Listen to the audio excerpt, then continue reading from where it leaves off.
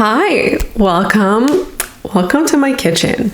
This is there's a little nook in my place, and we are hanging out in front of the nook today for a bit of a change of scenery, and what I'm, feeling is like a bit of a casual video. I think this is just going to be very fun to switch up with every now and then. We have some sunlight out there. You can see a few of my plants. And I think it's going to be a good video.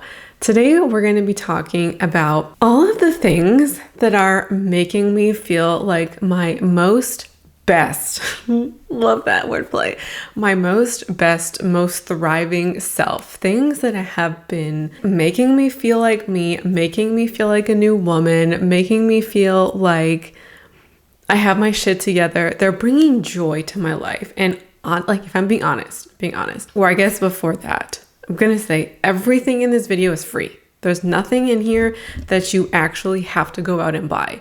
So everything in here is going to cost you $0. There is some specific, here's a thing, like a book as an example, but go to your library.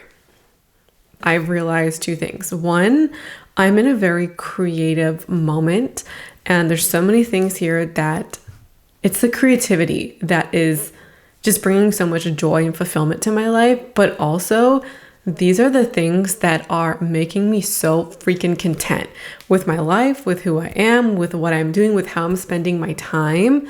So in a way, it's like, what are the things that are bringing contentment to my life? And these are them. When I'm thinking about the types of things that are included, I'm laughing because in my offline life, I've been saying, if you think about it, and somebody pointed it out. And so now every time I say it and I'm conscious of it, I'm like, don't say it. So when I was thinking about what I wanted to feature here, or when I was gathering the things together, it made it really clear to me that the things that are bringing me contentment with my life, it's not stuff, it's not purchases, it's not, all this is technically stuff, but these are activities, the way I'm spending my time. It's not things that are making my life content and making me happy. It's the art of doing something. It's being creative. Yeah, it's not a singular thing like a headband or even like a kitchen table or even necessarily a book. The act of reading or the joy of reading.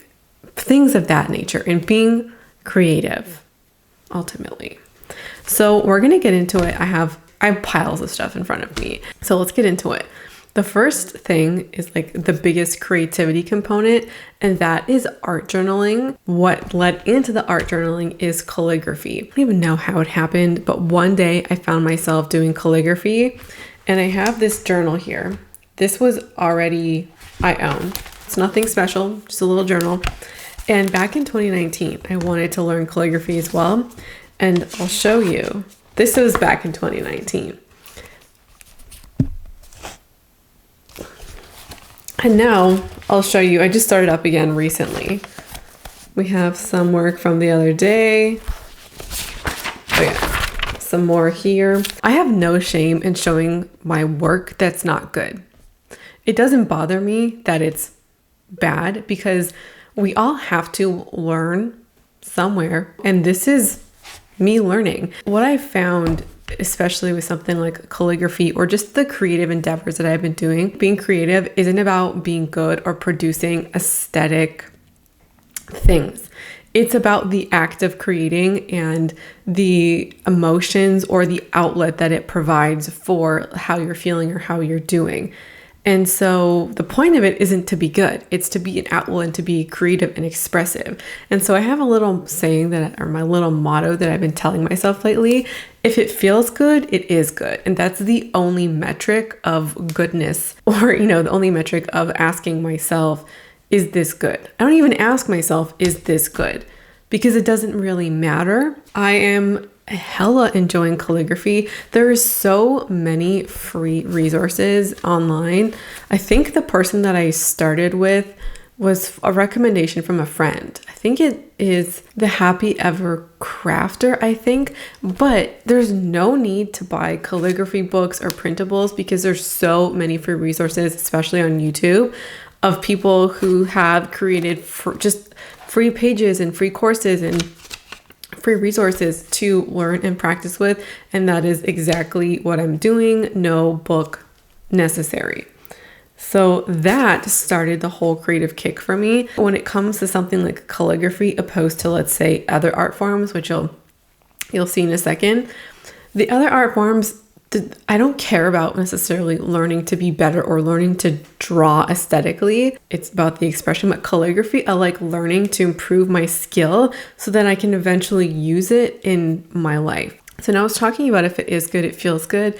That mostly applies to like the art stuff.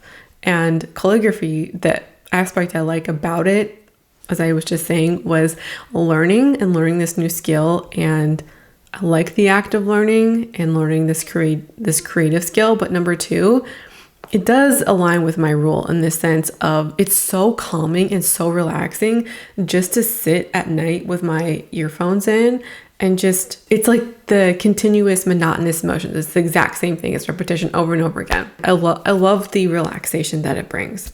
So that led to art journaling. I did buy a journal, and it's just, I bought it so it could be a blank page.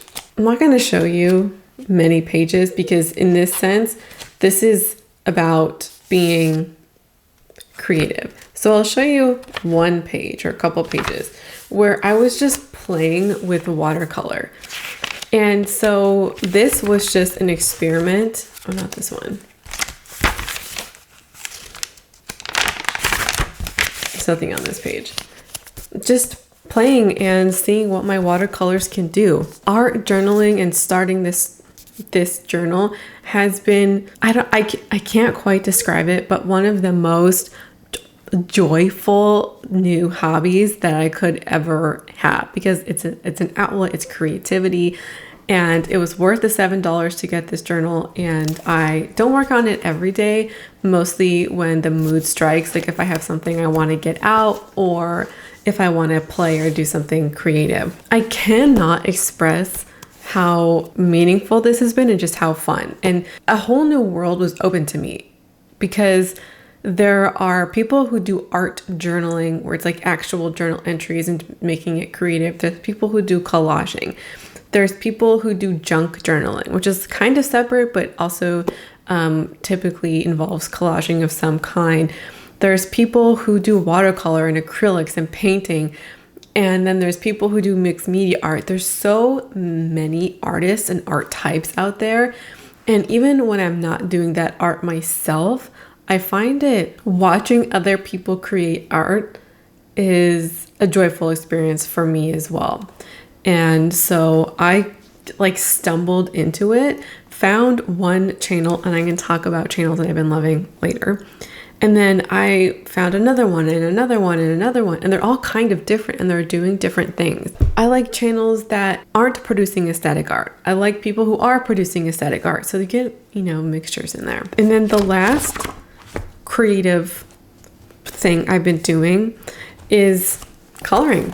This is a coloring book that I bought in university, 2015 or 16. Let me just show you. This has been a running joke with my partner and I. This is all I did. I bought the book and I used it once. And then I found it while I was moving. I was like, okay, let me just fill it out. And the other day, so here's one. And then here's a couple more.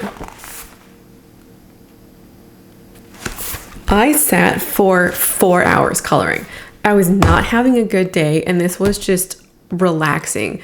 Just that I put on some random video in the background and just colored for 4 hours, and it was just relaxing and just a really great stress relief and something where I could just be busy without having to think about things. Previously, I just would have watched the video and maybe scroll on my phone, whatever. But this is such a good substitution for the mindless scrolling and when you're not feeling good. This is like, this will be the book probably the next time I fill it out would be on another bad day. And this just feels like such a easy and good switch. And I already had it. I already had the supplies to do it. So I'm very happy with that. And if you're somebody who doesn't have a coloring book and you want to have some Zen coloring time, there's so many free templates online. When I was an RA, I used to print them out for my students, and I would just leave them at my door and students would take them all the time. Those are the creative endeavors. Even just talking about them, I feel like a lightness. The next thing is the joy of the library. I haven't lived close to a library since last year. And then even then, the libraries have been closed until like February, or they've been open and closed. And so mine opened back up in February, and then I moved close to it. And I forgot just how much joy there is in walking to the library, walking into the library, going in with no plan and just looking at the stacks, just picking what looks good or what feels good. And that has been honestly a weekly ritual. I have a lot of books here, and the point that I want to make is not about, oh, you should get this book. It's about the joy of the library, because reading is fulfilling and something I do like to do, but so is going to the library and making time in my day to go there, to walk there specifically. And I'm just one of those people that loves a library. I love being in the presence of a library. So I'm going to just show you a couple of things that I've picked up. I have so many books here. I'm going to show you some things that didn't work out, some, let's say, creative books that I've been enjoying as well, and we'll talk about a couple of them. Watercolor botanicals goes into what I was just talking about. I was looking for a book on watercolors. This was a book that one of the there weren't many. There was maybe 4 or 5. And some of them were more advanced. There's only 1 or 2 options for beginners. So this was one of them. Not everything in here is completely accessible or to my beginner level, but it's just fun to have this flip through, even use it as inspiration if I'm not following a tutorial. So there's so many creativity books, sewing or needlecraft, different paints, woodworking. There's just so many creative books at the library. The next book is a cookbook. The Domestic Geek, she's a Canadian YouTuber. I've actually seen her on like CP24 a couple of times. And this is a book that I've considered buying, and I've just had it, and I've actually already made recipes from it. This, oh my God, I think it's going to be in a video soon. We'll see. Could go up on my second channel. Most likely, if it goes up, it'll be on the second channel. It's potato salad with salmon, and not like a traditional potato salad. It's like literally lettuce with potatoes and salmon. Oh my God, this was so fucking good. It was so good. And this book has so many recipes, and I'm just gonna keep it until I have to return it. So getting cookbooks from your library, fabulous idea. And there's so many to choose from. A couple of books I'm reading now. The Power of Now by Eckhart Tolle. That's for the 6-week challenge I'm doing. This book is very good. I'm pretty new in, so I've been really enjoying that. The Midnight Bargain by C.L. Polk. I'm roughly 100 pages in. I'm not sold on it. I think it's okay so far. I'm reading because I think it has potential to pick up. It's like Victorian era meets Game of Thrones, where you have all of these lands and different ruling families. Not the violence, just you have the House of Targaryen and who have power in this area, etc., etc. And then you have witchcraft and spirits. So you have like gender norms and conventions of the Victorian era with magic. It's kind of slow. And I'm like, I know something's gonna pop off. I just know it. Because this woman is up to no good. She's bucking against authority. I love that kind of book. And there's 375 pages. And I'm like, how can you be 100 pages in and you still haven't really got there? So that's what I'm reading. This book is up next. It's quite short. If this one just doesn't get anywhere in the next 50 pages, I'm probably just going to put it down. This book is about like a cooking celebrity who gets hacked, and it just seems really light. And she has secrets. How many pages is this? It's under 250 pages. Looks like about 235 pages.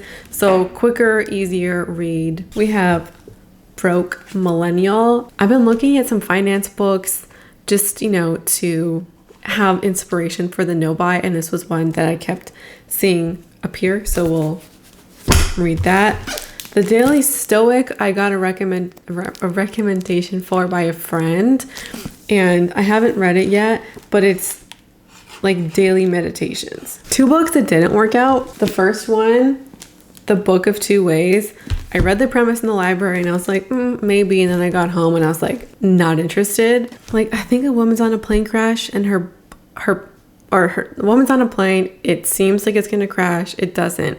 And the first person she thinks about is not her husband. And she goes to go figure out why and goes to visit that person, which I think is like an old high school flame or something like that. I don't know. It just doesn't. The premise doesn't catch me. Delphine Jones Takes a Chance. I probably am saying this wrong. It's a new release. It came out March 30th of this year.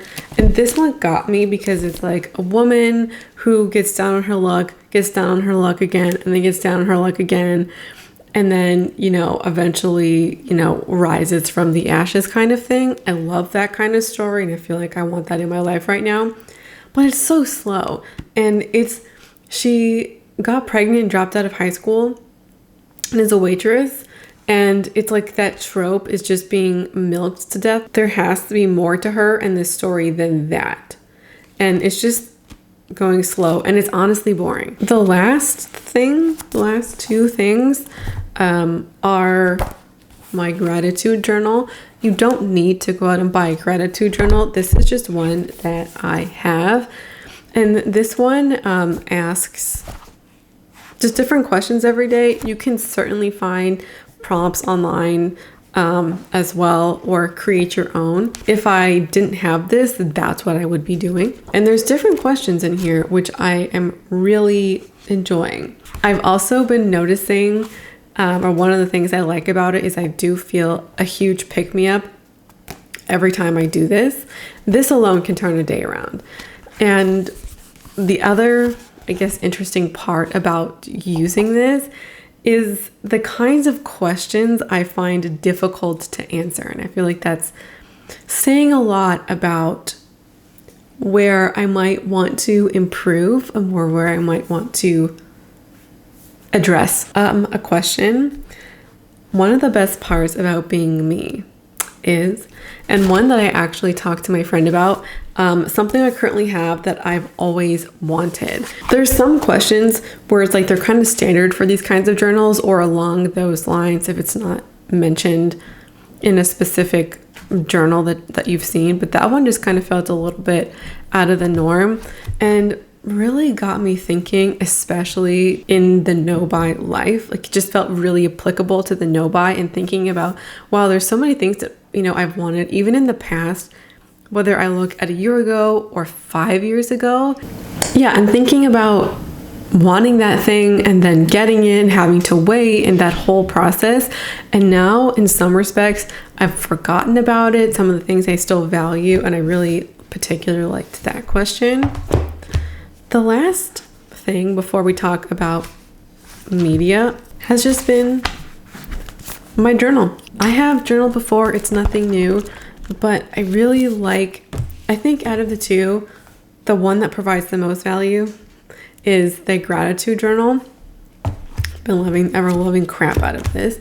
But this one here, at first, I kind of felt out of practice, where I was like, well, my day was fine. I did this and I did this.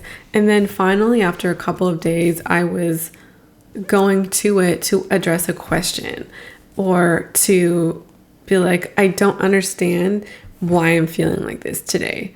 And even just writing that down, I don't get why I'm feeling like this today, has been, when I've had lulls in my day, I've come back to kind of think about it and answer those questions. Let's move on now to some media. I have been loving a Spotify playlist, and it's curated by Spotify. I'll show you the little graphic. It's the morning coffee playlist. That has been on repeat for like 3 months. It is my favorite playlist. I listen to it when I'm doing calligraphy. I listen to it sometimes when I'm doing my art journal. I listen to it when I'm doing work, or even just like creating things for the shop, the Etsy shop. I love it. And that playlist has come to feel like home. It's kind of like acoustic, kind of folksy music. I probably would compare it to something like what you would listen to at Starbucks, which is probably why I like it. It's all fairly light. Some of the songs can feel a little bit sad, so there's some times where I'm just not in the mood for that, or for sad songs, even though they're not sad. The vibe can sometimes be sad is what I'm saying. And I listened to that playlist so many times, it just feels like comfort now.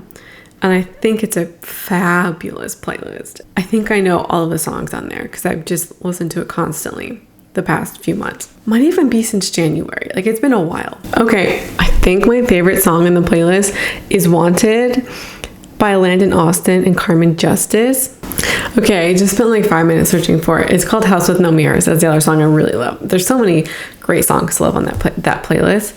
The other media thing I've been enjoying has been Boring Books for Bedtime. That's their little logo. They pick books. Sometimes they sound interesting, but I tend to try and find the most boring ones. They did a reading of Sleepy Hollow for Halloween, and I did listen to it, and that one was more interesting. So they do sometimes have books that interest me, but then I kind of stay awake listening to them. So I'm more careful now about the ones that I pick, but most of them would be like boring. And I really like falling asleep to that playlist, or not that playlist, that podcast. And episodes are usually 40 minutes to 55-ish minutes. And I think it's really great if you like books, you like a calming voice, you like podcasts, you like classics and older books, like books from the 19th century, is when many of these are from, not everyone. So that has been really great as well. In terms of videos I've been watching, I can say I, Shauna, have found the magic of the legend Bob Ross himself. I feel such a shame that I didn't find him earlier. I love his channel. I love his work. I don't paint, and I have not attempted to make any of his paintings, but when I'm feeling sad or down or I want to go to sleep, I will put on his videos. I've fallen asleep to many Bob Ross videos. They're so calming, and I think he's quite a talented artist, or he was a talented artist. He passed away in I believe it was the mid to early 90s. So he's long gone. And all of his work from PBS is now on YouTube. So happy I discovered his channel. So relaxing, so calming. My goodness. An older channel that I've been enjoying for over a year now, Nami's Life. She is a Japanese vlogger, and she documents her life living alone in Japan. Beautiful. And there are other Japanese vloggers that I have come to really like. Fumi, Sis Letter.